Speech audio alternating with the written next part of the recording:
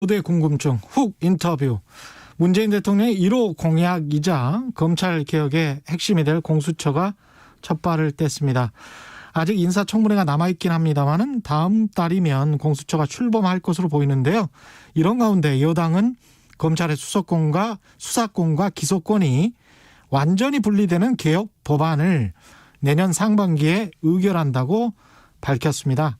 2020년 검찰 개혁을 위해 걸어온 길, 그리고 내년 검찰개혁 시즌2 여당에서 준비하고 있는 법안들 직접 들어보겠습니다. 민주당 검찰개혁특위 소속의 황운하 의원 나와 있죠? 예, 안녕하세요. 예, 안녕하세요. 예, 의원님 안녕하십니까? 예. 일단은 김용민 더불어민주당 의원이 검찰청법 폐지안, 그리고 공소청법, 그러니까 공소청이라는 것을 신설하겠다는 제정안을 대표 발의했는데요. 의원님도 이제 이 법안 발의에 참여하신 걸로 알고 있습니다. 예, 구체적으로 내용을 좀 소개해 주십시오. 예, 검찰이 우리 진행자님 생각하실 때는 그게 수사기관이 정체성입니까? 공소기관이 정체성입니까? 어떻게 생각하세요? 저는 뭐 수사도 하고 기소도 하고 있으니까요. 수사도 하고 기소도 하는 기관으로 지금 알고 있습니다. 네. 영어로 하면 이제 프로시큐터라고 하는데요. 예, 프로시큐터라고 하죠. 공소한다는 의미고요. 예. 그 세계 어느 문명 국가도 우리나라처럼 검사가 이제 직접 수사를 전면적으로 하는 나라는 없습니다. 이건 좀 잘못되어 온 제도이죠. 그래서 검찰의 정체성은 본래는 기소기관인데 우리나라는 법을 만들 때 한시적으로 이제 검찰에게 직접 수사 기능을 부여했거든요. 그렇게 해서 지금 70년이 흘러왔습니다. 원래 왜 한시적으로 그런 기능을 부과했습니까? 그 당시에 이제 경찰에게 수사 업무를 맡기는 것이 경찰이 미덥지 못하다는 거였죠. 일제강점기 직후군요, 그러니까. 그렇죠. 그러다 보니까요. 그래서 그 당시에 초대 검찰총장이던 한경만이라는 분도 수사 기소 분리 원칙을 천명하면서 그러나 아직은 준비가 덜 되었으니 좀 훗날 다시 논의를 해야 되겠다. 이렇게 한시적으로 검사에게 직접 수사를 부여했던 것이거든요. 근데 그게 이것이 이제 70년 동안 계속되어 오는 사이에 검찰이 이제 수사권을 자신의 본업으로 받아들이게 된 거죠. 자신의 정체성을 수사기관으로 착각하게 된 것입니다. 그래서 문재인 대통령도 수사기소 분리를 대선 공약으로 제시했었고요. 또 수사기소 분리가 글로벌 스탠다드입니다. 그래서 이제 우리도 선진 법치 국가처럼 수사권과 기소권을 분리하는 게 맞다. 그래서 검찰로부터 수사 기능을 덜어내고 본연의 역할인 공소 업무에 전중하도록 하자. 그렇게 하기 위해서는 검찰청법을 폐지하고 공소청법을 신설하자. 이것이 그 주된 내용이다. 이렇게 볼 수 있겠습니다. 그러면 지금 검찰청에 있는 사람들은 공소청으로 옮기게 되는 거네요. 이제 본인이 나는 수사가 더 하고 싶어. 그러면은 수사청으로 옮기면 되죠. 그럼 이제 검찰청에 사표를 내고 수사청으로 채용이 되면 되는데 단 수사청에 검사는 없습니다. 수사청에 검사는 없어요? 그렇죠. 검사는 공소관이기 때문에 공소를 제기하고 유지하는 사람이기 때문에 수사청에는 검사가 있을 이유가 없죠. 따라서 검사가 수사청에 오면 그냥 수사관입니다. 검사 경력이 있는 수사관이죠. 검사 경력이 있는 수사관. 법률가인 수사관이 되는 것이죠. 지금 그런 입법안을 준비하고 계신다는 거죠? 그렇죠. 그래서 이 공소청을 설치하는 것과 병행해서 동시에 해야 할 것이 바로 수사청을 신설하는 것이죠. 그러겠습니다. 왜냐하면 현재 수사권 조정 법안이 이제 금년 1월 달에 통과돼서 대통령령 등이 마무리되고 해서 이제 내년 1월 1일 얼마 며칠 안 남았는데요. 이제 시행을 앞두고 있는데요. 그에 따르면 검사에게 이른바 6대 범죄, 부경공선 방대, 부패 경제 공직자 선거범죄 방위사업 대형 참사란 6대 범죄의 직접 수사가 남겨져 있거든요. 요 직접 수사를 그대로 드러내는 거죠. 그대로 드러내서 예. 이거를 신설되는 수사청으로 옮기는 겁니다. 그렇기 때문에 검찰청법을 폐지하고 공소청을 신설하는 법안과 동시에 예. 수사청을 신설하는 법안이 동시에 추진이 되어야 되죠. 입법이 동시에 마련이 되어야 되는 것이죠. 예. 둘 다 청이군요, 청. 그렇죠? 예, 수사청, 그렇죠. 공소청. 예. 물론 이제 그 수사청을 처루하자는 의견도 있습니다. 지금 공수처처럼. 예. 처루할 수도 있고 청구를 할 수도 있고 그것은 추후 논의되는 과정에서 뭐 논의할 문제고, 예. 그건 뭐 그다지 중요한 건 아닙니다. 청이냐 처냐 하는 건 중요한 건 아니죠. 네. 이게 지금 별도 수사기관을 만든다 이거죠. 예. 공수처 출범도 사실은 엄청난 진통을 겪었습니다.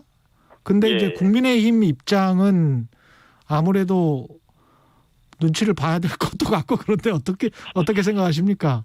글쎄요, 이제 국민의힘도 가만히 생각하면은 검찰의 힘을 빼야 된다는데 다 동의할 겁니다. 예. 지금 국민들 여론조사를 해봐도 검찰이 개혁이 필요하다. 검찰권이 너무 세니까 검찰권을 분산시켜야 하고 축소시켜야 한다는 데에 대해서는 다들 동의하지 않습니까? 예. 예, 그래서 국민의힘도 검찰권을 축소시켜야 한다, 또는 그 방법이 수사기소 분리다라는 거에 대해서는 동의할 것입니다. 그런데 지금 검찰이 문재인 정부를 이제 수사권을 가지고 공격하는 형국이지 않습니까? 그러다 보니까 검찰총장이 반문재인 정서의 중심에 서 있는 그런 형국이거든요. 그렇죠. 그러다 보니까 검찰과 야당이 이상하게 이제 동맹군이 돼버렸습니다. 그래서 검찰이 싫어하는 걸 같이 싫어해주고, 검찰이 반대하는 걸 같이 반대해주는 그런 어떤 이해관계를 같이 갖는 그런 상황이 돼서 그렇지, 개별 의원들은 다 그 검찰권 축소 분산에 다 동의할 겁니다. 아니, 근데 의원님 말씀과는 달리 국민의힘 권성동 의원, 그다음에 국민의당 권은희 원내대표는 검찰의 수사 종결권을 부활시키고 대통령의 검찰총장 인사권을 일부 제한하는 법안을 공동 발의했단 말이죠. 이거는 검찰의 힘을 더 강화시키는 쪽 아닙니까? 그러니까 뭐 정략적인 판단이겠죠. 검찰권을 강화한다는 거에 대해서 어떤 의원이 그런 생각을 하겠습니까? 그런데 지금 이제 일단 뭐 정치적인 계산으로 뭐 법안 발의야 얼마든지 할 수 있죠. 그리고 여당이 수사기소 분리 법안을 추진한다 하니까 맞불을 놔야 된다는 그런 생각으로 뭐 그런 법안을 발의할 수 있겠죠. 법안 발의야 의원들의 고유 권한이고 자유지 않습니까? 말릴 수도 없고요. 예, 그건 의원의 자유다. 1315님, 그렇다고 그 권한을, 그러니까 수사 권한이죠. 수사 권한을 왜 경찰이 가져가야 하나요? 점점 공룡이 되어가는데. 경찰이 가져가는 게 아니고 여기서 굉장히 중요한 그 말씀을 드리겠는데, 신설되는 수사청은 경찰이 아닙니다. 경찰이 아니에요? 경찰이 아니에요. 예. 그래서 그러기 때문에 경찰이 아니면 누가? 경찰도 아니고 검찰도 아닌 수사관이 정체성입니다. 수사관.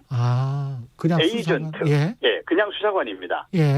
그냥 수사관이 정체성입니다. 경찰도 아니고 검찰도 아닙니다. 그래서 오해하는 분들이 검찰의 직접 수사를 빼서 경찰로 이관하는 걸 오해하는 분들이 계세요. 근데 경찰청에 있었던 분들이 그 수사청에 대부분 가지 않을까요? 검찰에 있던 분이 대부분 가겠죠. 검찰 수사관으로 있었던 분들이? 그렇죠.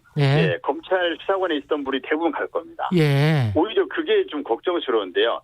검찰 수사관들이 대부분 검찰 수사관으로 채워질 때 그 조직에 좀 너무 친검찰적인 조직이 되지 않을까라는 우려를 할 수 있겠죠. 저는 국민들이 이게 제일 궁금할 것 같아요. 이렇게 수사와 기소권이 분리가 되면 국민들에게는 진짜 뭐가 이득인 건지, 이득이 있습니까? 그러니까 지금과 같이 지금 검찰로 인해서 나라가 얼마나 시끄럽고 국론이 분열되고 뭐 전관 예우 등 해서 사법 정의를 신뢰할 수 없다. 사법 시스템에 대한 불신이 OECD 37개국 중에 꼴찌고 이런 모든 문제들이 국민들과 관련 없는 문제입니까? 이게 다 국민들의 문제죠. 예. 네. 그래서 그런 사법 정의를 회복하는 일이고 검찰과 권력기관들을 바로 세우는 일인데 이걸 국민들과 무슨 관계 있냐고 하면은 민주주의가 국민들과 무슨 관계 있습니까? 이렇게 묻는 거와 똑같은 질문이죠. 예. 오늘 문재인 대통령이 공수처장으로 김진욱 헌법재판소 선임연구관을 지명을 했습니다. 일단 어떻게 평가하시는가요?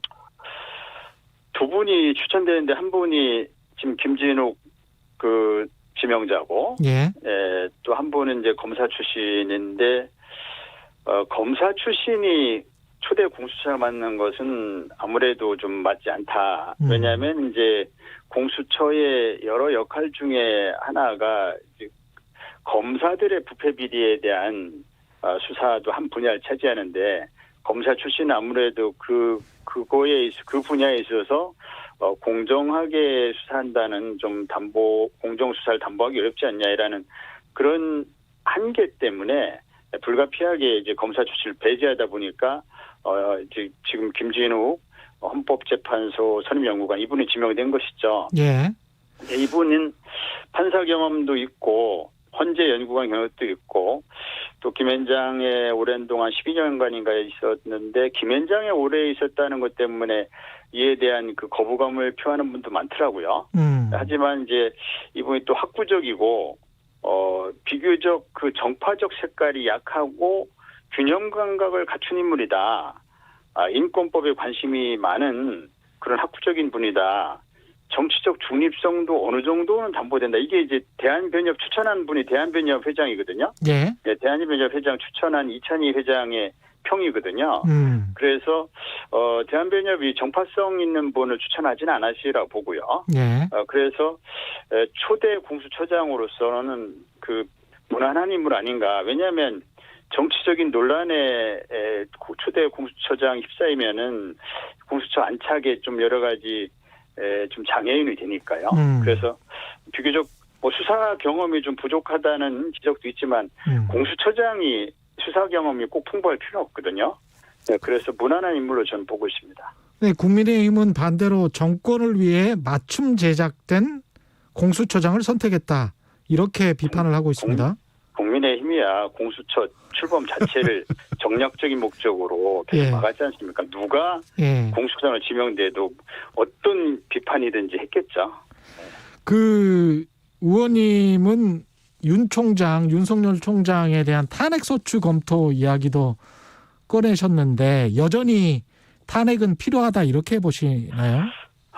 저는 굳이 얘기하자면 조건부 탄핵론입니다. 즉 탄핵을 즉각 추진하자는 것이 아니고 윤 총장이 검찰총장이라는 직책을 활용해서 앞으로도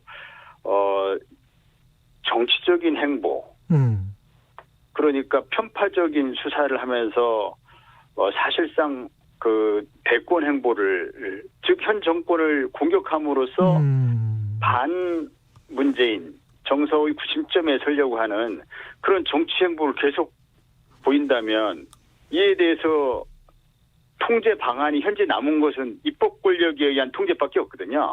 입법 권력에 의한 통제가 이제 탄핵 소추죠. 그래서 이것을 그 헌법과 법률에 위배된 검찰총장의 그런 그 비위, 중대한 비위를 입법부가 이걸 수수방관하고 있는 것은 입법부의 직무유기죠. 그렇기 때문에 그런 상황이 온다면 탄핵을 해야 한다라는 그 조건부 탄핵론에 가깝고요. 지금은 검찰 제도 개혁에 집중해야 할 때다. 저는 뭐 그런 생각을 하고 있습니다. 그리고 국민들께서 코로나 문제를 굉장히 힘들어하시고 여러 가지 부동산 문제 등 때문에 굉장히 짜증나 계시기 때문에 이런 코로나 방역 문제나 부동산 문제 이런 등에 좀 당력을 집중해야 한다. 저는 그렇게 보고 있습니다. 그렇지만 탄핵은 언제든지 있을 수 있는 칼집에 넣어둔 예리한 칼로 가지고 있어야 한다 이렇게 생각하는 것이죠. 마지막으로 짧게 경찰법 개정안 있잖아요. 이것도 지금 계속 추진 중이죠? 경찰법 개정 마무리됐죠. 네. 경찰 개혁은 그냥 거의 다 진행된 걸로 봐야 됩니까? 아니면 더 남았어요? 다 된 겁니까? 끝나서 예. 국수본 출범했고 예. 자치경찰제 도입됐고 예. 다만 자치경찰제는 이게 이제 경찰법이 1월 1일 며칠 안 남았는데 새해부터 시행이 되는데 예. 다만 자치경찰제만은 6개월의 유예 기간을 뒀습니다. 준비 기간을 둔 것이죠. 그렇군요. 그 외에는 다 마무리돼서 1월 1일부터 시행이 됩니다. 경찰법 관련 개정은 마무리된 겁니다. 네. 알겠습니다. 지금까지 황운하 더불어민주당 의원이었습니다. 고맙습니다. 네.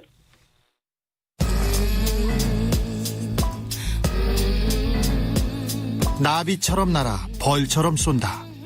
주진우 라이브.